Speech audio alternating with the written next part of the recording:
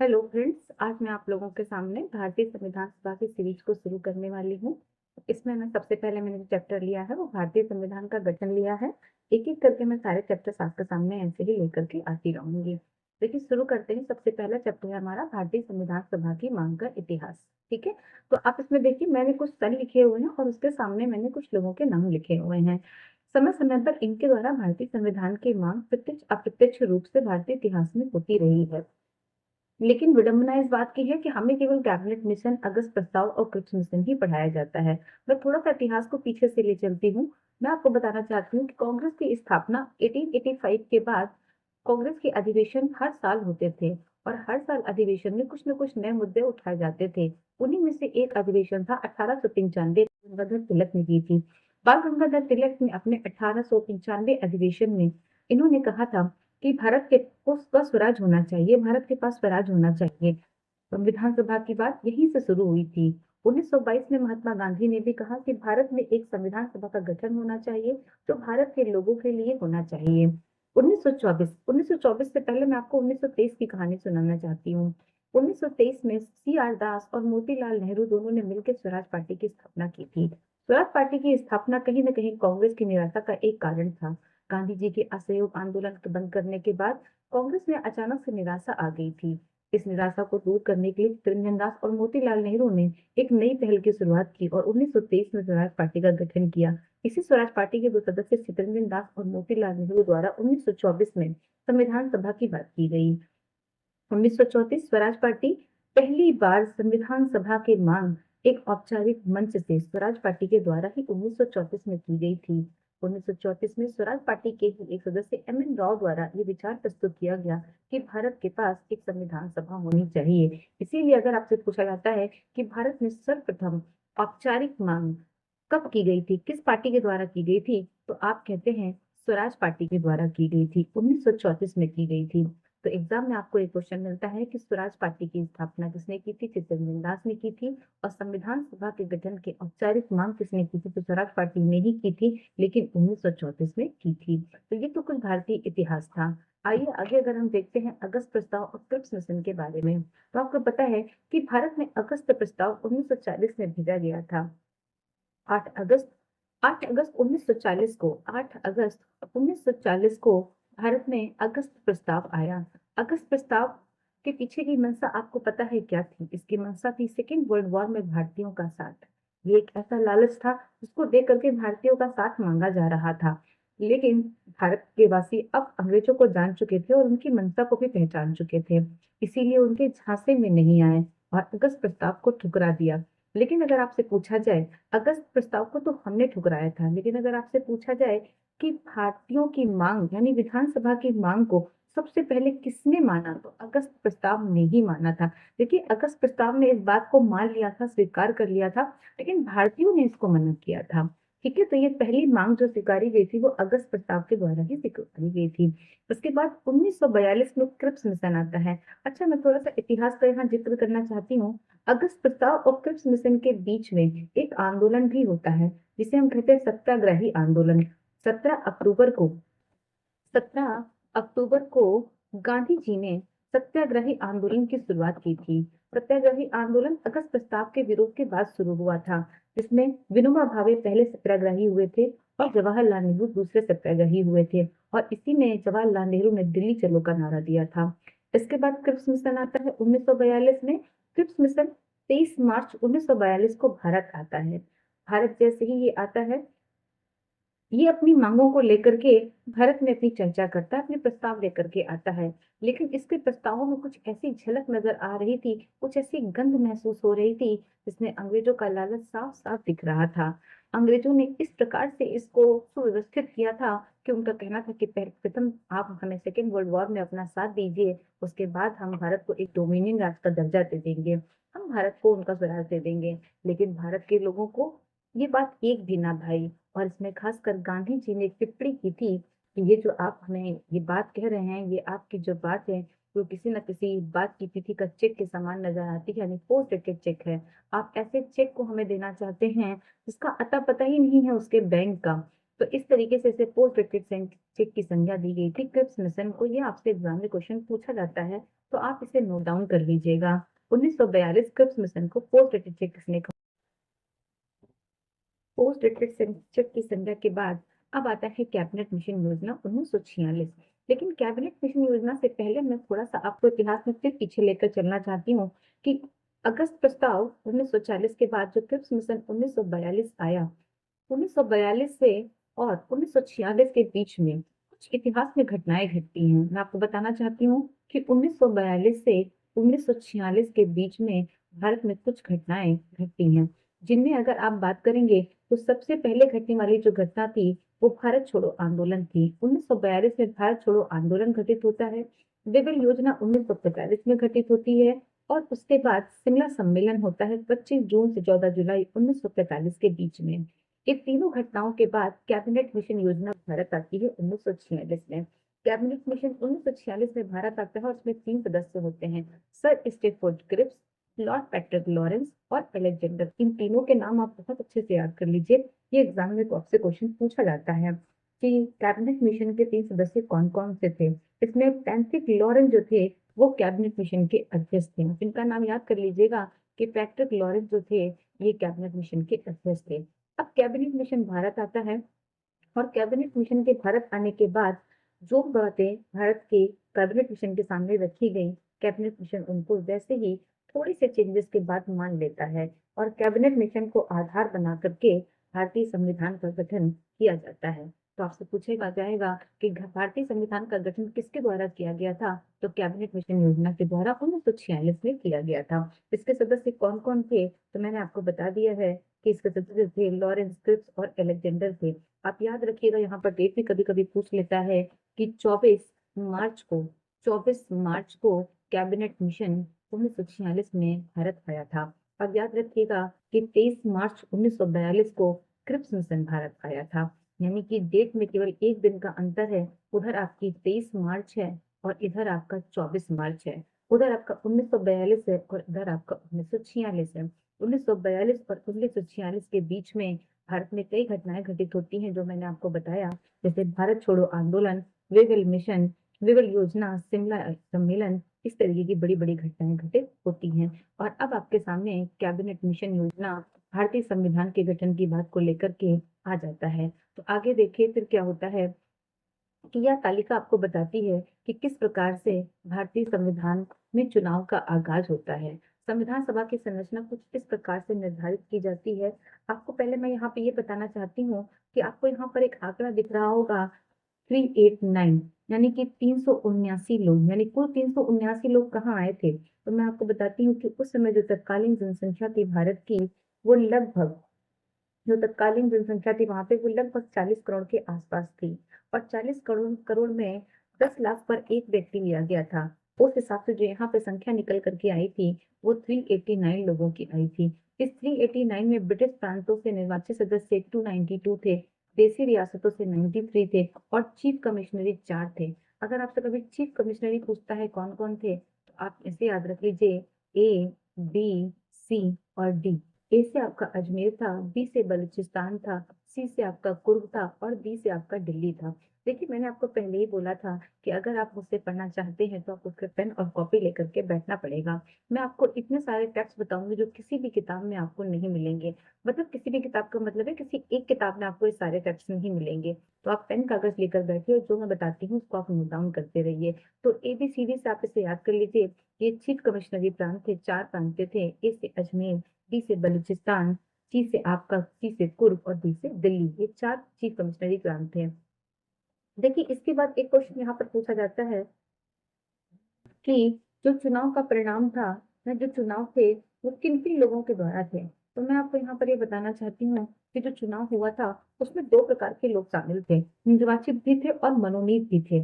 आप देखिए यहाँ पर कि प्रांतों से जो लोग हैं, जो प्रांतों से लोग हैं वो निर्वाचित हैं और देशी रियासतों से जो है वो मनोनीत हैं। तो कभी कभी एग्जाम में प्रश्न बनता है कि संविधान सभा में आए हुए लोग कैसे थे? तो मनोनीत और निर्वाचित दोनों थे। इसके बाद आपसे पूछा गया कि कैसा चुनाव था, प्रत्यक्ष था कि अप्रत्यक्ष था? तो आपको मैं बताना चाहती हूँ कि ये अप्रत्यक्ष चुनाव था। यानी कि अप्रत्यक्ष चुनाव का मतलब है कि जनता द्वारा ये चुनाव नहीं हुआ था, अप्रत्यक्ष चुनाव था। तो संविधान सभा पर कुछ लोगों ने एलिगेशन आरोप भी लगाया है कि जनता द्वारा तो ये चुनाव हुआ नहीं था, तो इसको माने कैसे मानेंगे। तो मैं आपको ये बताना चाहती हूँ कि उस चुनाव में जो लोग बैठे हुए थे वो जनता द्वारा ही लोकप्रिय लोग थे, जनता द्वारा ही लोकप्रिय थे। इसीलिए अतः इसे कहीं न कहीं अप्रत्यक्ष रूप से जनता ने ही भेजा था। तो ये एक आपको सेगमेंट क्लियर हो गया कि ये अप्रत्यक्ष चुनाव था, इसमें निर्वाचित और मनोनीत दोनों प्रकार के सदस्य थे। चलिए आगे देखते हैं क्या हुआ कि अब अगर हम आगे की बात करते हैं, तो संविधान सभा के चुनाव की बात करते हैं, तो संविधान सभा का चुनाव होता है और संविधान सभा का जो चुनाव है, वो आपका मार्च में संपन्न होता है और जुलाई में इसका परिणाम आता है। जुलाई में जो परिणाम आता है उसमें आप देखिए कि कुल जो सीटें थी वो आपके 389 थी, जिसमें 208 सीटें भारतीय राष्ट्रीय कांग्रेस जीतती है, 18 सीटें मुस्लिम लीग जीतती है और 103 सीटें जो है वो अन्य दल जीतते हैं। यानी कि ये चुनाव का परिणाम था जो आपके सामने है। अब एक बात मैं आपको यहाँ पे बताना चाहती हूँ कि जो चुनाव सभा में जो लोग थे उनमें आपसे दो लोग और पूछे जाते हैं। एक आपसे अनुसूचित जनजाति यानी एसटी की संख्या पूछी जाती है और एक आपसे महिलाओं की संख्या पूछी जाती है कि संविधान सभा में कुल कितनी महिलाएं थी। तो मैं आपको बताना चाहूंगी अगर आपसे एसटी की संख्या पूछी जाएगी वो 33 थी, जबकि महिलाओं की संख्या पूछी जाएगी तो वो 15 थी। तो आप इसको याद रखिएगा, ये एग्जाम में कई बार क्वेश्चन पूछा गया है कि कितने एसटी थे, तो 33 एसटी थे और कितनी महिलाएं थी, तो 15 महिलाएं थी। चलिए आगे चलते हैं अब, और अब हम देखते हैं कि हमारे सामने विधानसभा गठित हो चुकी है और विधानसभा में लोग आ चुके हैं। अब आगे क्या होता है, आगे देखिए विधानसभा की बैठकों का कार्यक्रम स्टार्ट होता है। संविधान सभा का गठन मैंने आपको बताया कि अब ये 1946 में हो चुका है और इसकी पहली बैठक जो है वो 9 दिसंबर 1946 को होती है। पहली बैठक जो होती है आपकी वो 9 दिसंबर 1946 में होती है और इसके अध्यक्ष जो थे वो सच्चिदानंद सिन्हा बनाए जाते हैं। अब आप कहेंगे कि सच्चिदानंद सिन्हा सिन्हा कैसे बनाए गए, तो मैं आपको बताऊंगी। उस समय सच्चिदानंद सिन्हा उस संविधान सभा के सबसे उम्र दराज व्यक्ति थे, इसीलिए उन्हें संविधान सभा का सदस्य बनाया गया। ये अस्थायी अध्यक्ष थे, अस्थायी अध्यक्ष के रूप में थे। इसके बाद 11 दिसंबर को 11 दिसंबर को स्थायी सदस्य बनाया जाता है आपके राजेंद्र प्रसाद को। राजेंद्र प्रसाद जो है स्थायी सदस्य बनकर के 11 दिसंबर को आते हैं।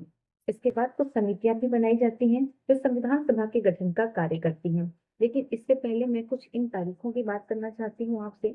मैंने आपको बताया कि 9 दिसंबर को अस्थायी सदस्य का गठन होता है जो आपके सच्चिदानंद सिन्हा थे। क्यों होता है मैंने आपको ये भी बताया। 11 दिसंबर को, यहाँ पे 11 दिसंबर मेंशन नहीं है, मैं मेंशन कर देती हूँ कि 11 दिसंबर को आपके स्थायी सदस्य का गठन होता है और जिसका नाम होता है, सॉरी, स्थायी सदस्य का चुनाव होता है और जिसका नाम होता है राजेंद्र प्रसाद।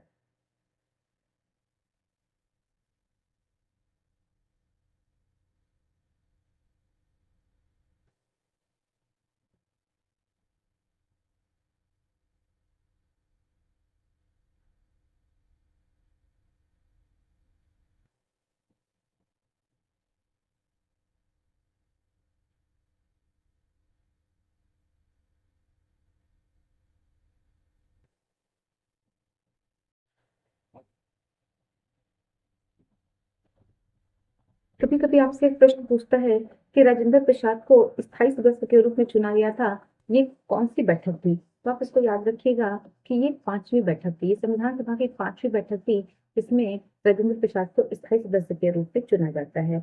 अब आता है 13 दिसंबर, और 13 दिसंबर को जवाहरलाल नेहरू द्वारा उद्देश्य प्रस्ताव प्रस्तुत किया जाता है।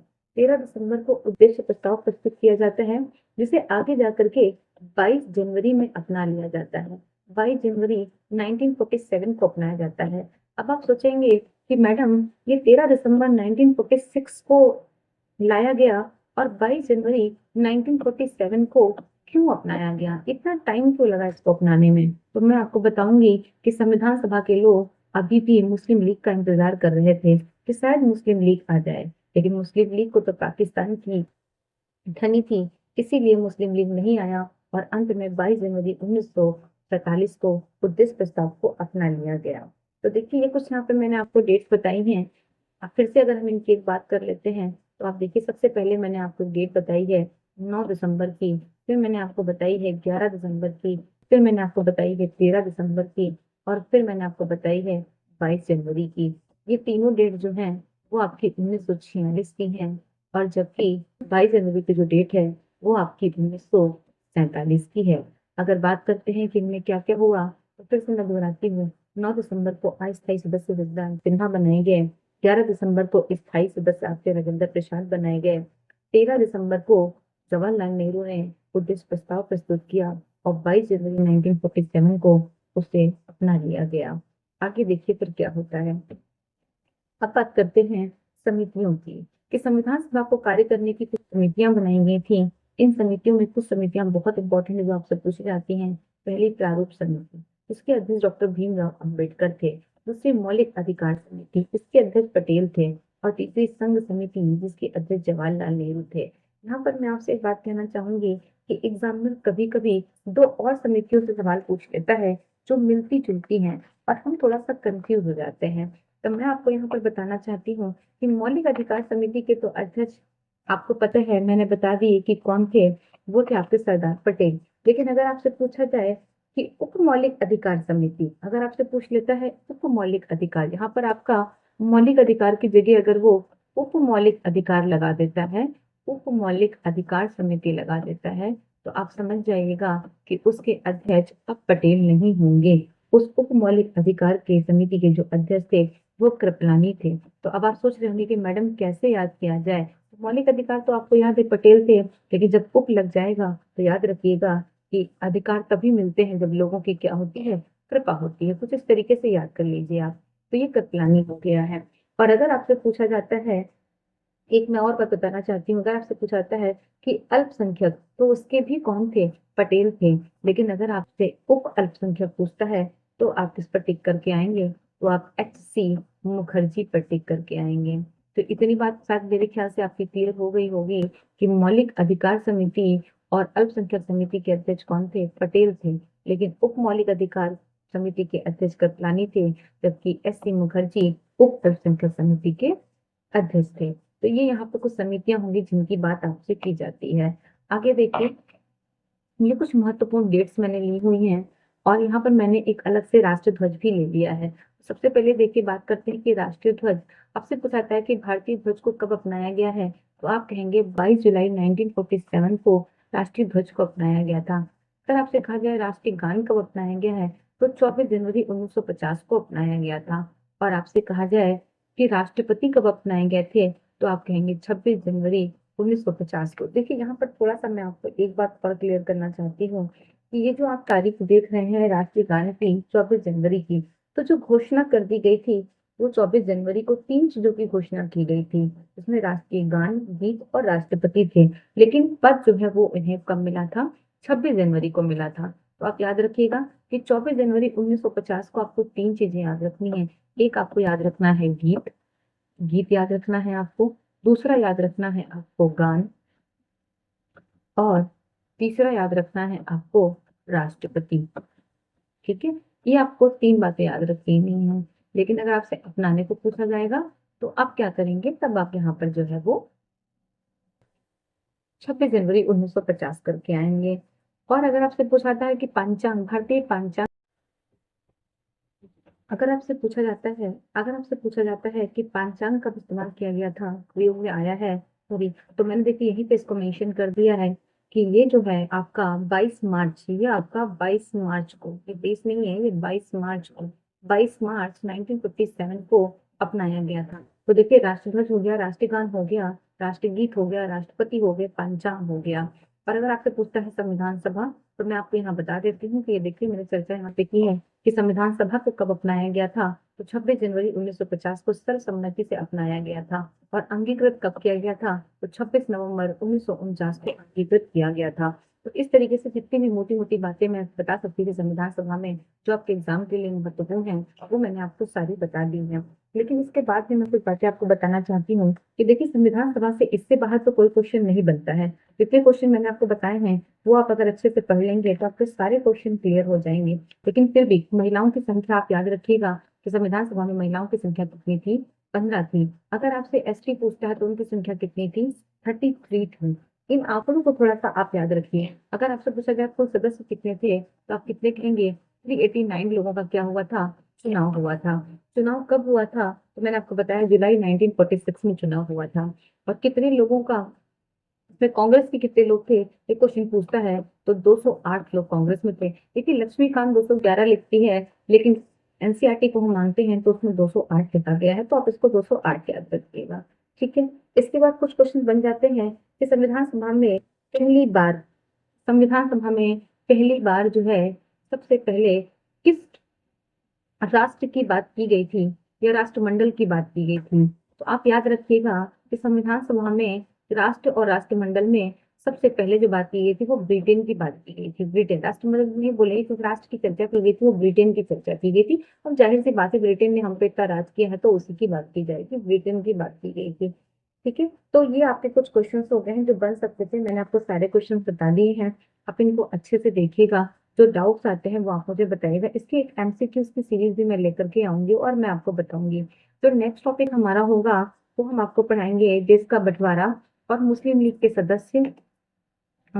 के सदस्य और भारत का पहला स्वतंत्र भारत का मंत्रिमंडल। इसके बाद मैं आपको ये क्वेश्चन बताऊंगी। हाँ, एक और बात है, कुछ बच्चे कहते हैं कि मैम इसका समय और कैसे बता दीजिए। देखिए अब ये क्वेश्चन नहीं पूछा जाता है, लेकिन फिर भी अगर आप बता देंगे तो बता देती हूँ कि इसको बनने में 2 साल 11 महीने 18 दिन लगे थे। और खर्चे की बात करेंगे तो मोटा मोटा आप इसको 64,000 रुपये ले लीजिए, लेकिन अगर आप पूरा पूरा जानना चाहेंगे तो 63,96,729 रुपए का व्यय हुआ था इसको करने में। और कुल बहस की अगर आप बात करेंगे तो 114 दिनों की कुल बहस हुई थी। देखिए ये सब आंकड़ा आपको याद करने की बिल्कुल जरूरत नहीं है, ये मैंने आपको जो है बता दिया है, बट आपको याद करने की जरूरत बिल्कुल नहीं है। ये मोटी मोटी बातें जो आपके नॉलेज के लिए जरूरी है, बस आप इसको इतना याद रखिए कि गांधी जी संविधान सभा का भाग नहीं थे। इसको आप बिल्कुल दिमाग पर बैठा लीजिए कि बड़ी बड़ी हस्तियां जहाँ संविधान सभा में बैठी थी वहां पर गांधी जी इसका भाग नहीं थे। और गांधी जी ने ये बात कही थी कि संविधान भारत के आजाद होने के बाद कांग्रेस को क्या कर देना चाहिए, खत्म कर देना चाहिए।